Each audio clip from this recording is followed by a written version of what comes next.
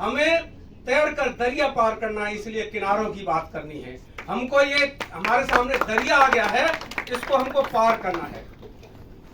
नशा एक ऐसा दरिया है, नशा एक ऐसा दरिया जिसमें हर कोई डूब सकता है और डुबा भी सकता है। अगर युवाओं में हिम्मत है तो दूसरों को डूबने से बचा भी सकता है, ये आपके अंदर हिम्मत है। तो ये युवाओं के लिए या इसलिए आयोजन किया गया कि युवाओं को प्रेरित किया जाए और युवाओं के अंदर एक ऐसी शक्ति आए, क्योंकि युवाओं के देखो आपको भगवान ने बहुत बड़ा भाग्यशाली बनाया है। हम गांव देहात से आते हैं, बहुत से लोगों को पढ़ाई भी नहीं मिलती है, पढ़ाई करना बहुत मुश्किल बात है। आजकल इतनी महंगी पढ़ाई हो गई है कि हर किसी को मौका नहीं मिलता है पढ़ाई करने का। तो संस्कृत में उस समय दुआ लिखा गया था कि माता शत्रु पिता बैरी ये न वालो न पाठते सन सुबते सवा मध्य हंस मध्य बको यथा। ऐसे माता पिता बैरी और दुश्मन हैं जो अपने बच्चों को नहीं पढ़ाते हैं, और वो बच्चे इसीलिए इतने शोभा नहीं देते जिस तरह से हंसों के बीच में बगुला। आपने देखा होगा जो अनपढ़ बच्चा होगा वो आपके बीच में बात नहीं कर पाएगा।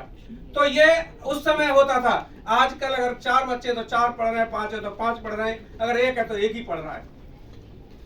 आप जब घर से आते हैं, विद्यालय में आते हैं, तो आपकी जिम्मेदारी बनती है। हमारे शास्त्रों में कहा गया है कि विद्यार्थी के ये चीजें हैं उन्हीं को करना चाहिए, उससे आगे अगर जाएंगे तो एक्सीडेंट हो जाएगा।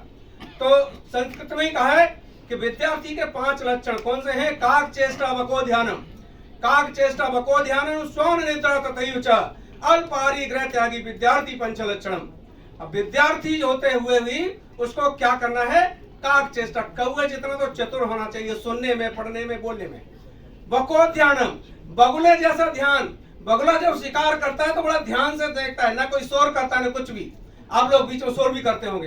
काक चेष्टा बको ध्यान, स्वान निद्रा। आपने स्वान का मतलब कहते हैं कुत्ता, कुत्ते को जैसे ही आवाज होती है तुरंत उठ जाता है। अगर विद्यार्थी सो गया तो देश का भविष्य सो जाता है, इसलिए कुत्ते की जैसी नींद होना चाहिए।